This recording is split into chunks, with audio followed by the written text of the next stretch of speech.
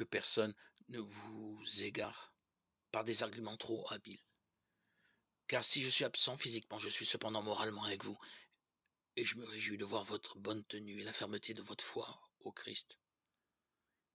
Continuez donc à vivre dans le Christ Jésus, le Seigneur tel que nous vous l'avons transmis.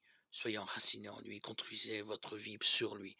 Restez ferme dans la foi telle qu'on vous l'a enseignée, soyez débordants d'actions de grâce. Prenez garde à ceux qui veulent faire de vous leur proie par leur philosophie trompeuse et vide fondée sur la tradition des hommes, sur les forces qui régissent le monde, et non pas sur le Christ. Car en lui, dans son propre corps, habite la plénitude de la divinité. En lui, vous avez tout reçu en plénitude, car il domine toutes les puissances de l'univers.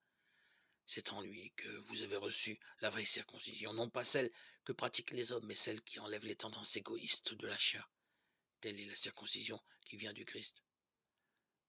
Par le baptême, vous avez été mis au tombeau avec lui. Avec lui, vous avez été ressuscité parce que vous avez cru en la force de Dieu qui a ressuscité le Christ entre les morts.